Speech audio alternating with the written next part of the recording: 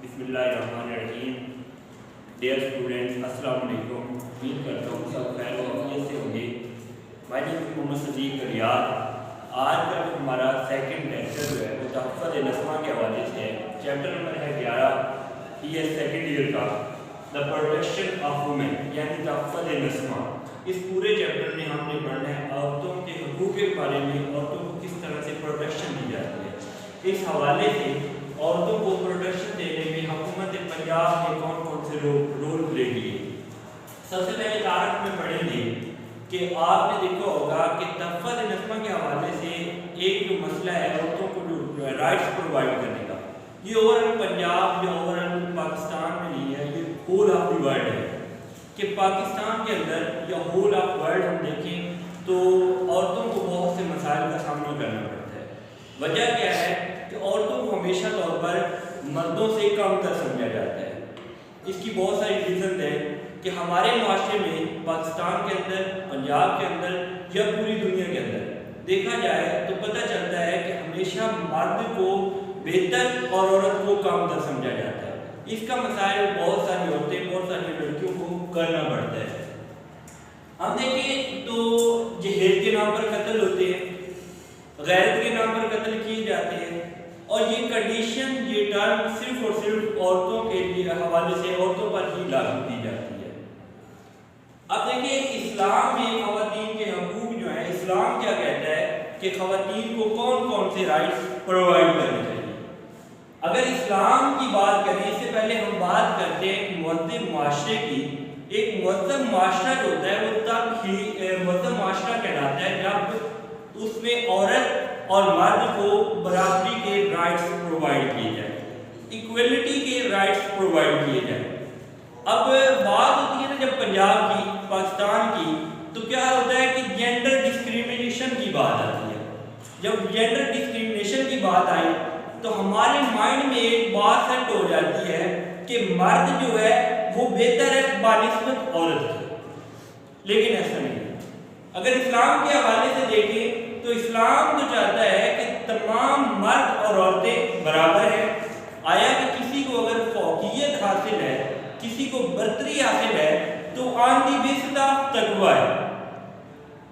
مرد اور عورت اگر ایک دوسرے سے بالا تر ہو سکتے ہیں تو وہ آن دی بیسس آف تقوی کی بنیاد پر ہو سکتے ہیں. اسلام میں خواتین کے جو حقوق ہیں ان کے بارے میں اگر ہم بات کریں تو اسلام نے اس پورے معاشرے سے بالا تر ہو کر، تمام مذاہب سے الگ ہو کر عورت کو بہت سارے حقوق، بہت سارے رائٹس پرووائڈ کیے. فار ایگزامپل، عورت کو اسلام نے وراثت میں حصہ دیا، عورت کو اسلام نے برتر مقام دیا. وجہ کیا تھی؟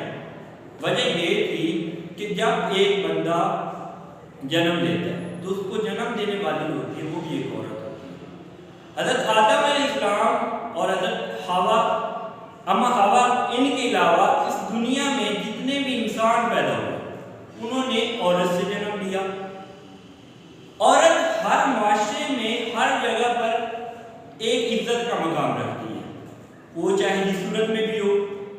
عورت اگر ماں کی صورت میں ہو تو اس کا بہت بڑا مقام ہے، بہت بڑی عزت کا مقام رکھتی ہے. اگر عورت بیٹی کی روپ میں ہو تو بہت بڑی قابل عزت ہوتی ہے، بہت عزت کا مقام رکھتی ہے. بیوی کی صورت میں ہو تو بہت عزت کا مقام رکھتی ہے. لیکن ہم کیوں بھول جاتے ہیں کہ جب ہم کسی عورت پر تشدد کرتے ہیں تو ہم یہ کیوں بھول جاتے ہیں کہ اگر یہی کام ہماری کسی بیٹی سے، ہماری بہو سے ہو تو کیا ہم برداشت کر سکیں گے؟ نہیں، ہرگز نہیں. اسلام نے واضح کیا کہ عورت کو بہتر پروٹیکشن دو، بہتر رائٹ دو. اسلام نے باقاعدہ طور پر وراثت میں بھی عورت کا حصہ نکالا، معاشرت میں بھی حصہ نکالا، سیاست میں بھی عورت کو حصہ لینے میں اہم رول پلے کیا. اسلام نے یہ کہا کہ جو بیٹیاں ہیں آپ کی، ان کو وراثت میں حصہ دو. اب ایک بیٹا ہے، اس کا وراثت میں اور بیٹی کا جو وراثت میں حصہ ہے وہ ڈکلیئر کر دیا. 1/4 کے حساب سے عورت کو، بیٹی کو آپ نے حصہ دینا ہے اگر وہ بیٹی کی شکل میں، اولاد کی صورت میں. اگر وہی عورت ایک وائف کی صورت میں ہے تو وائف کا بھی، یعنی بیوی کا اپنے خامن کی جتنی پراپرٹی بھی ہے اس میں سے باقاعدہ طور پر 1/8 کی شرح سے حصہ مقرر کر دیا گیا۔ اب دوسرے پوائنٹ پر ہم آتے ہیں کہ خواتین کے کام کرنے کا حق ہے۔ ہمارے معاشرے میں ایک بات ہمارے مائنڈ میں سیٹ کر لی گئی ہے کہ عورتوں کو گھر کی چار دیواری کے اندر قید کر کے رکھنا ہے، اس کے علاوہ ان پر ظلم و تشدد کرنا ہے۔ اپنی برتری کو سامنے کرنے کے لیے، اپنی برتری کو اجاگر کرنے کے لیے، اپنی مردانگی کو شو کرنے کے لیے ہم یہ کہتے ہیں کہ عورت کا صرف جو احاطہ ہے وہ گھر کی چار دیواری، وہ گھر کی چار دیواری میں ہی مقید رہے، اس کے علاوہ اس کا کوئی حق نہیں ہے۔ کھانا پکایا، اس کے علاوہ گھر میں قید رہی، سارے گھریلو کام کیے، بس اس کی زندگی یہاں تک ہی محدود ہے۔ لیکن ایسا نہیں ہے، خواتین کو کام کرنے کا حق مکمل طور پر ہر مذہب کو دینا چاہیے، ہر معاشرے کو دینا چاہیے، جیسے اسلام نے بھی دیا۔ ایک بہت خوبصورت مثال سے اگر ہم دیکھیں تو حضرت شعیب علیہ السلام، ان کی بیٹیاں تھیں، اسلام کے حوالے سے اگر دیکھیں ان کی جو 2 بیٹیاں تھیں وہ سارے کام کرتی تھیں، ان کو مکمل طور پر اجازت تھی، کیونکہ حضرت شعیب علیہ السلام جو تھے وہ ایک ضعیف آدمی تھے۔ ان کی ایک بیٹی بعد حضرت موسیٰ کی رکعت میں ہے، یعنی ان کے نگاہ میں ہے، تو وہ کیا کرتی تھی، وہ جتنا بھی ان کا ریوڑ تھا، پیڑوں کا ریوڑ، وہ چراتی تھی، اپنے کھیتوں کو پانی لگاتی، کھیتوں کا سارا کام کرتی، کھیتوں کو سیراب کرتی، کیونکہ ان کے والد ضعیف تھے تو ان میں اتنی سکت نہیں تھی کہ وہ کام کریں۔ اس کے علاوہ حضرت محمد صلی اللہ علیہ وسلم نے بھی ایک بیوہ عورت کو مکمل طور پر یہ حق دیا تھا کہ وہ اپنے روزگار کے لیے، اپنے بچوں کا پیٹ پالنے کے لیے اپنے باغات میں جا سکتی ہے اور روزمرہ کی اشیاء کی خرید و فروخت وہ کر سکتی ہے۔ اب بات کریں پاکستان کی خواتین، اب پاکستان کے علاوہ باقی جتنے بھی ممالک ہیں، زیادہ تر موسٹلی جو پاکستان کا ایریا ہے وہاں پر جو عورتوں کو تشدد کیا جاتا ہے، ایک تو ہوتی ہے گھریلو تشدد، گھریلو بدسلوکی، اس کے علاوہ جہیز کے نام پر جو قتل کیا جاتا ہے، اس کے علاوہ پاکستان کا جو سب سے بڑا مسئلہ ہے وہ ہے غیرت کی بنیاد پر کیے جانے والا قتل۔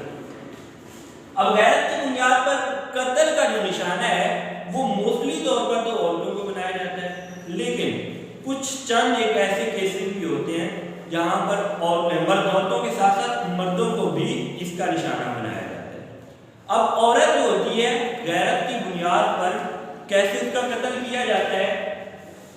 فار ایگزامپل ایک عورت جو ہے وہ اپنی پسند کا اظہار کر دیتی ہے، اگر اس کے گھر والے اس کا کہیں پر رشتہ کرنا چاہتے ہیں، وہ وہاں پر ناخوش ہے، اسلام نے، ہمارے نبی کریم صلی اللہ علیہ وسلم نے بھی اس چیز کا درس دیا کہ عورت کو اس کے نکاح کے وقت اس کی منشا کو جان لینا بہت ضروری ہے۔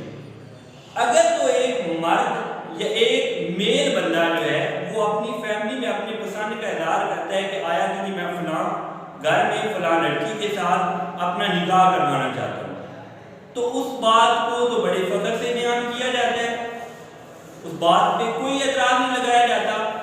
لیکن اگر وہی بات ہماری ایک فیمیل ممبر، ایک گھر کا جو فیمیل فرد ہے، وہ یہ بات کرتا ہے کہ میں اس گھر میں شادی کرنے سے خوش نہیں ہوں، آیا کہ میں اس جگہ پر اگر نکاح کروں گی تو میں خوشی سے اپنی زندگی بسر کر لوں گی، تو سارا جو خاندان ہے، سارا جو معاشرہ ہے وہ اس کا دشمن ہو جاتا ہے۔ کیوں؟ ایسا کیوں ہے؟ ایسا المیہ کیوں ہے؟ کیوں ہمیں ایک لڑکی کو کمتر اور ایک لڑکے کو برتر سمجھا جاتا ہے؟ اس چیز کی اسلام بھی ہمیں بالکل اجازت نہیں دیتا۔ پاکستان کے حوالے سے اگر خواتین کی بات کریں تو پاکستان میں بہت ساری ایسی خواتین ہیں جنہوں نے پاکستان کا نام روشن کرنے میں بہت اہم رول پلے کیا۔ ان میں مادر ملت ہے فاطمہ جناح، جب قائد اعظم رحمۃ اللہ علیہ، حضرت قائد اعظم رحمۃ اللہ علیہ کی جب ریلت ہو گئی، اس کے بعد ان کی ہمشیرہ جو تھی مادر ملت کا جن کو خطاب ملا تھا فاطمہ جناح، انہوں نے سیاست میں پرجوش طریقے سے، بھرپور طریقے سے جدوجہد بھی کی اور حصہ بھی لیا، اور صدارت میں انہوں نے اپنے آپ کو نومینیٹ کروا کر بہت سارے اہم کارنامے سر انجام دیے۔ اب خواتین کے خلاف تشدد کی روک تھام کے لیے حکومت پنجاب کے جو اقدامات ہیں وہ کون کون سے ہیں؟ سب سے پہلے تو ہم دیکھیں کہ حکومت پنجاب جو ہے انہوں نے متعدد بار کئی ایسے ایکٹ نافذ کیے، کئی ایسے انہوں نے قوانین بنائے تاکہ خواتین کے خلاف جو تشدد ہے اس کی روک تھام کی جائے۔ جیسے ہمارے پاس ایکٹ ہے 2005 کا، اس کے بعد 2010 کا ہمارے پاس خواتین کے تشدد کی روک تھام کے لیے حکومت پنجاب نے ایکٹ بنایا، اس کے بعد 2015 کا ایکٹ ہے، پھر 2016 کا ایکٹ ہے۔ تو یہ سارے کے سارے جو تشدد کے خلاف روک تھام کے لیے انہوں نے قوانین بنائے حکومت پنجاب۔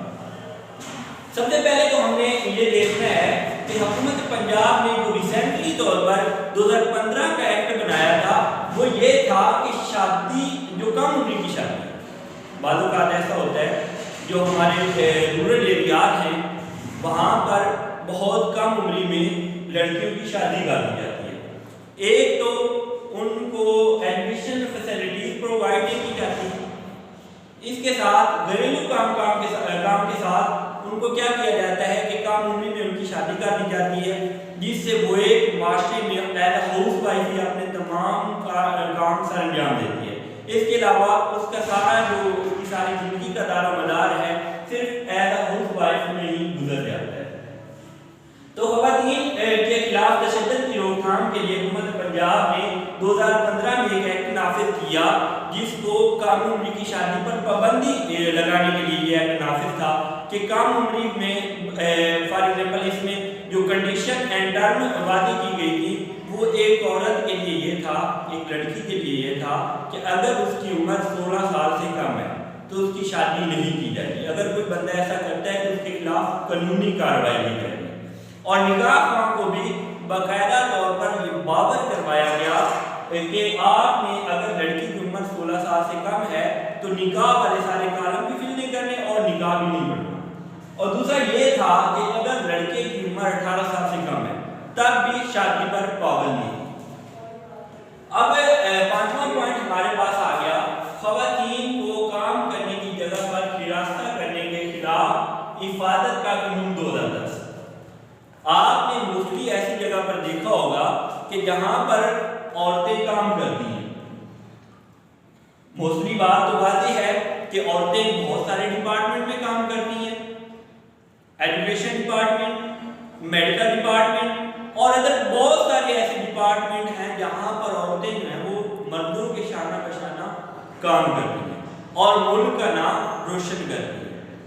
ہمارے ملک میں ہماری ہسٹری میں دیکھ لیں، ہماری سیاست میں دیکھ لیں، معاشرت میں دیکھ لیں، مطلب تمام ڈپارٹمنٹس میں دیکھ لیں تو ہر جگہ پر عورتوں نے مردوں کے ساتھ شانہ بشانہ مل کر کام کیا اور ملک کا نام روشن کیا۔ اب کچھ ایسے لوگ ہوتے ہیں جن کی وجہ سے پورا معاشرہ جو ہے وہ بدنام ہوتا ہے اور جو فیمیل کو ہراساں کرتے ہیں ان کے کام کرنے کی جگہ پر، جن سے ان کے کام کرنے پر بہت سارے اثرات نافذ ہو جاتے ہیں۔ فار ایگزامپل کچھ ایسی فیمیل بھی ہوتی ہیں جو اپنے گھر کا تمام نظام چلانے کے لیے جو اپنے گھر کی اکیلی ایسی وارث ہوتی ہیں جو پورے گھر کا پیٹ پالتی ہیں تو وہ کام کرتی ہیں۔ اب کام کرنے کی جگہ پر اگر ان کو مکمل طور پر تحفظ ہی نہیں ہے، ان کی پروٹیکشن نہیں ہے تو وہ اپنے آپ کو اس ڈپارٹمنٹ میں کیسے رن کر سکیں گے۔ اس کے خلاف حکومت نے ایک ایکٹ نافذ کیا جس کا نام تھا حکومت پنجاب کا تحفظ نسل ایکٹ 2010۔ اس کے مطابق اگر کوئی بندہ عورتوں کو ان کے کام کرنے کی جگہ پر ہراساں کرتا ہے تو اس کو حکومت پنجاب یا حکومت پاکستان مکمل طور پر پروٹیکشن بھی دیتی ہے اور اس کے خلاف مکمل طور پر کارروائی بھی کرتی ہے۔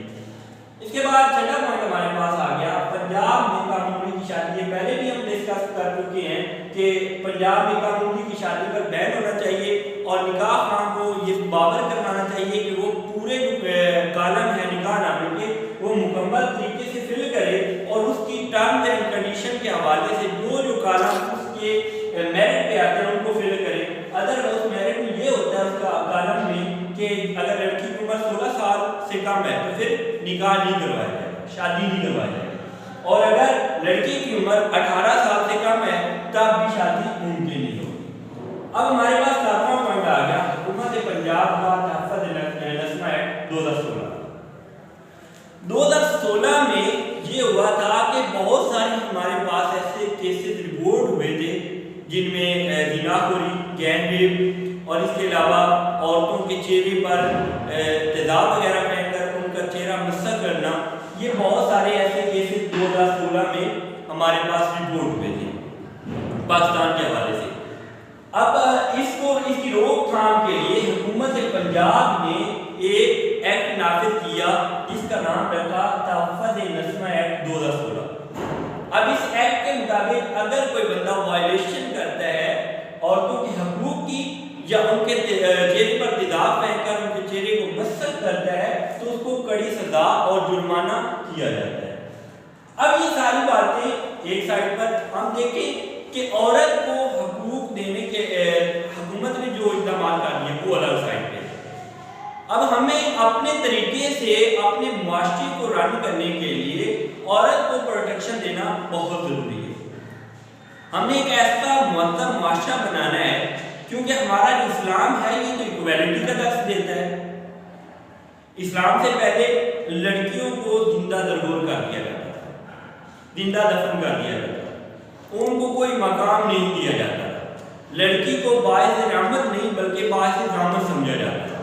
لیکن جب نبی کریم صلی اللہ علیہ وآلہ وسلم کی تعلیمات آئیں، اسلام آیا تو انہوں نے مکمل طور پر عورتوں کو پروٹیکشن دینے کے حوالے سے اقدامات کیے، کیونکہ عورت بہت ہی بلند بالا مقام کی۔ ایسے تو نہیں کہا گیا کہ ماں کے قدموں تلے جنت ہے۔ ایک عورت ہی ہوتی ہے نا جو ماں کی شکل اختیار کرتی ہے۔ عورت کسی روپ میں ہو، ایک بچی کی روپ میں ہو، بیٹی کی روپ میں ہو، تو کیا ہے اس کی شکل تو اختیار کرنی ہے ماں کی، تو ماں کا مقام بہت بلند و بالا ہوتا ہے۔ اب ہم تمام لوگوں کو چاہیے کہ وہ پروٹیکشن آف وومن یعنی عورتوں کے حقوق ہر جگہ پر، ان کے ہر ڈپارٹمنٹ پر، یہ ہمارا ذاتی طور پر ایک نظریہ ہونا چاہیے کہ ہمیں عورتوں کی پروٹیکشن بھی کرنی ہے اور اس حوالے سے اقدامات بھی کرنے ہیں۔ Wish you all the best. آج کا جو ہمارا ٹاپک ہے وہ یہاں تک ہی تھا۔ نیکسٹ ہمارا جو لیکچر ہوگا اس میں ہم انشاءاللہ 10ویں چیپٹر جو خواجہ پولیس ہے اس کے بارے میں ڈسکس کریں گے۔ اللہ حافظ۔